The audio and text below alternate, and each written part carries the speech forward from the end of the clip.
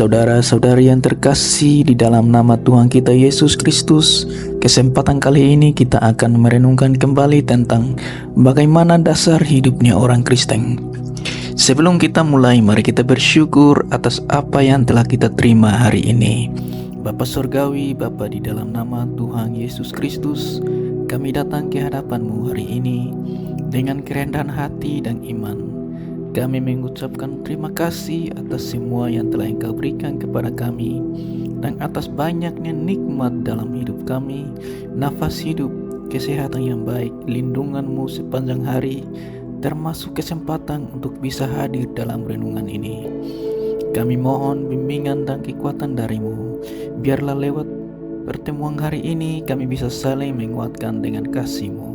Tunjukkan kami jalan-Mu dan penuhi kami dengan keberanian dan kebijaksanaan. Bantu kami untuk mengingat kasih dan rahmat-Mu dan setia dalam pelayanan kami kepada-Mu. Beri kami kesabaran dan pengertian dan hikmat untuk menghadapi tantangan hidup dengan penuh rahmat. Dalam nama Tuhan Yesus Kristus kami berdoa. Amin. Saudara-saudari yang terkasih, sebagai orang Kristen, apa saja yang kita harus lakukan? Sebagai orang yang beriman kepada Yesus, agar iman kita itu tumbuh. Dasar iman itu apa? Mari saudara, di dalam 1 Korintus 3 ayat 11 berbunyi demikian: karena tidak ada seorang pun yang dapat meletakkan dasar lain daripada dasar yang telah diletakkan, yaitu Yesus Kristus. Entahkah orang membangun di atas dasar ini dengan emas, perak, batu permata, kayu, rumput kering, atau jerami? Sekali kelak pekerjaan masing-masing orang akan nampak, karena hari Tuhan akan menyatakannya, sebab ia akan nampak dengan api, dan bagaimana pekerjaan masing-masing orang akan diuji oleh api itu. Jika pekerjaan yang dibangun seorang tahan uji, ia akan mendapat upah. Jika pekerjaannya terbakar, ia akan menderita kerugian. Tetapi ia sendiri akan diselamatkan, tetapi seperti dari dalam api. Sebagai seorang Kristen, kehidupan kita harus memiliki dasar yang benar, yaitu tentang Yesus Kristus sebagai Tuhan. Arti dari Yesus sebagai Tuhan adalah satu pribadi yang memiliki otoritas mutlak, dan sebagai penguasa tertinggi yang harus kita turuti. Apa yang harus kita lakukan supaya dasar itu harus berdiri kokoh dan kuat?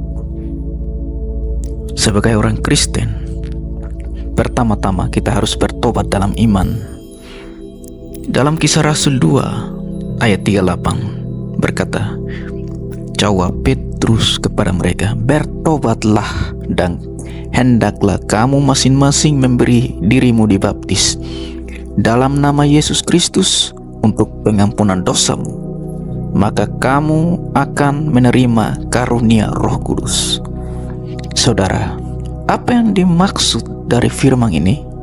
Kita harus lahir baru, saudara. Kita harus menyakui dosa kita. Lah, saya kan sudah dibaptis, saya kan orang Kristen. Ya benar saudara.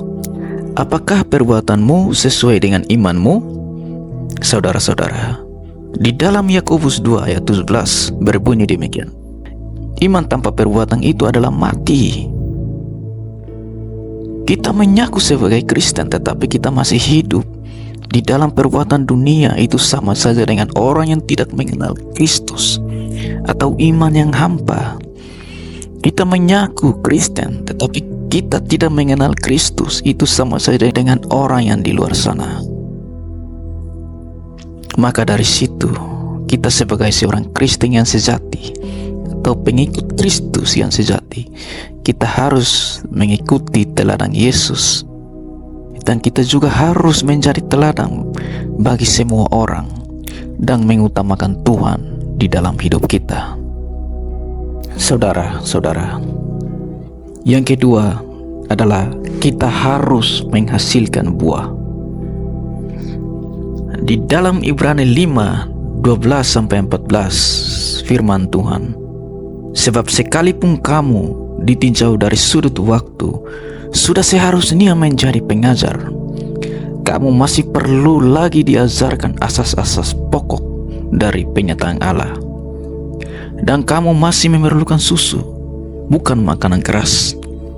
Sebab barang siapa masih memerlukan susu, ia tidak memahami ajaran tentang kebenaran, sebab ia adalah anak kecil. Tetapi makanan keras adalah untuk orang-orang dewasa, yang karena mempunyai panca indera yang terlatih untuk membedakan yang baik daripada yang jahat. Saudara-saudara yang terkasih, pernahkah Anda memperhatikan bagaimana sebuah pohon itu bertumbuh? Saudara-saudara, pohon itu bertumbuh dari benih kecil. Dia menancapkan akarnya ke dalam tanah, mencari nutrisi, dan berjuang menuju cahaya matahari. Seperti pohon, iman kita juga perlu bertumbuh, saudara-saudara. Tujuan kita sebagai murid Yesus bukan hanya sekedar mempercayai Dia, tetapi juga semakin dewasa di dalam iman, mengikuti teladannya. Ada orang-orang yang merasa cukup hanya dengan menerima Yesus sebagai juru selamat mereka, lalu berhenti di situ. Akibatnya mereka menjadi bayi-bayi rohani dan tidak bertumbuh dalam perjalanan kekristenan mereka. Mereka seperti pohon yang tumbuh sedikit tetapi kemudian mati dan tidak menghasilkan buah. Kita seharusnya tidak selalu menjadi bayi, saudara-saudara. Dalam hal ajaran dan prinsip-prinsip rohani, sudah seharusnya kita menjadi dewasa dalam iman. Atau kita masih perlu lagi diajarkan asas-asas pokok dari penyataan Allah? Atau kita masih memerlukan susu bukan makanan keras? Firman Tuhan berkata, barang siapa masih memerlukan susu, ia tidak memahami ajaran tentang kebenaran, sebab ia adalah anak kecil. Tetapi bagaimana saya bisa bertumbuh? Saudara-saudara, pertama, kita harus mengambil keputusan. Artinya apa? Mengambil keputusan untuk menumbuhkan iman. Sudahkah kita ambil keputusan untuk bertumbuh setiap hari, untuk bertumbuh dalam iman setiap hari? Saudara-saudara, iman bukanlah sesuatu yang secara otomatis bertumbuh tanpa usaha dari kita. Kita perlu berkomitmen untuk menjadi lebih seperti Kristus setiap hari. Kita perlu berkomitmen untuk mengikuti teladan Kristus setiap hari. Firman Tuhan di dalam 2 Petrus 1 ayat 5 dikatakan, justru karena itu kamu harus dengan sungguh-sungguh berusaha untuk menambahkan kepada imanmu kebajikan, dan kepada kebajikan pengetahuan. Perhatikan bahwa iman adalah awal dari segala sesuatu. Ada hal-hal yang harus dengan sengaja kita tambahkan, seperti kebajikan, pengetahuan, hikmat, dan lain sebagainya. Yang kedua, saudara, kita harus membaca dan merenungkan firman itu setiap hari. Setelah memutuskan untuk bertumbuh, apa yang harus kita lakukan? Pertama-tama kita perlu membaca dan merenungkan firman setiap hari. Di dalam Roma 10 ayat 17 berkata, jadi iman timbul dari pendengaran, dan pendengaran oleh firman Tuhan. Tidak mungkin ada pertumbuhan tanpa mendengarkan firman Allah. Tidak mungkin. Namun tidak cukup hanya mendengar apa yang kita renungkan, juga kita harus lakukan.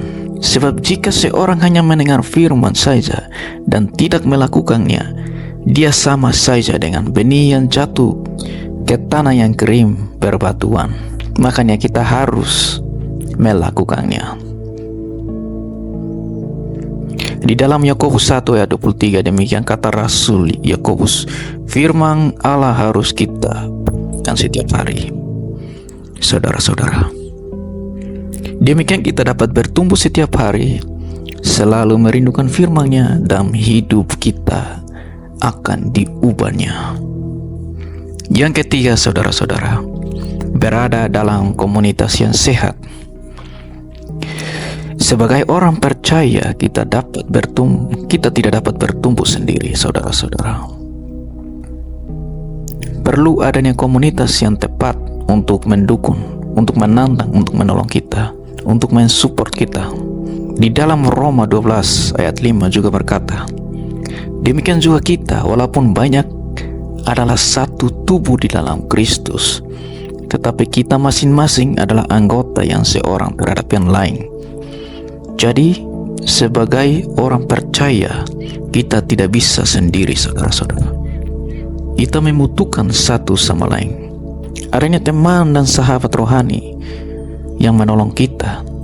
Dari teman-teman rohani kita, inilah kita merasakan kasih Kristus dan membuat hidup kita jadi lebih ringan.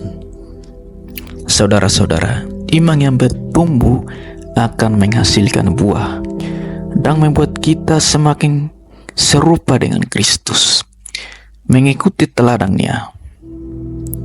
Orang-orang di sekitar kita pun bisa merasakan kasih dan kebenarannya melalui kita, saudara-saudara. Dan yang ketiga, menjadilah hamba yang baik bagi Kristus. Saudara-saudara, menjadi hamba yang baik bagi Kristus. Menjadi hamba yang baik bagi Kristus berarti melakukan tugas dengan setia dan penuh komitmen. Hamba yang baik bagi Kristus juga harus taat, setia, dan menuruti kehendak Tuhan. Di dalam Matius 25 ayat 21, firman Tuhan berkata, maka kata tuannya itu kepadanya, baik sekali perbuatanmu itu, hai hambaku yang baik dan setia. Engkau telah setia dalam perkara kecil, aku akan memberikan kepadamu tanggung jawab dalam perkara yang besar. Masuklah dan turutlah dalam kebahagiaan Tuhanmu. Namun saudara-saudara, apa arti sebenarnya menjadi hamba Allah yang setia? Menjadi hamba Allah yang setia itu berarti kita harus memilih untuk percaya dan mengasihi Dia di antara pilihan lain yang kita lebih suka.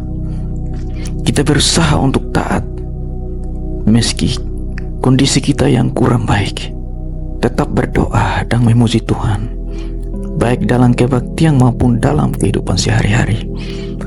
Menjadikan Tuhan nomor satu sebagai satu-satunya yang berharga dalam hidup kita. Tetap berharapan kepada Tuhan meski hadapi berbagai masalah, tantangan dalam hidup kita. Maka dari situ, mari saudara-saudara yang terkasih, kita harus berkomitmen dalam iman kita. Semoga kebaikan dan kemurahan mengikuti kita selalu, dan setialah selalu kepada Tuhan. Tuhan tidak pernah meninggalkan kita, saudara-saudara. Baik saudara-saudara yang terkasih di dalam nama Tuhan kita Yesus Kristus, renungan kita hari ini sampai di sini. Mari kita bersyukur kepada Tuhan yang Maha Pencipta. Ya Tuhan, kami mengucap syukur atas kehadiran-Mu di tengah-tengah kami pada renungan hari ini. Kami muliakan dan kami puji. Terima kasih buat kasih setia-Mu sepanjang renungan kami hari ini. Ya Tuhan Allah kami yang agung, yang Maha Pencipta, terima kasih atas tuntunan bimbingan-Mu sepanjang renungan ini. Amin.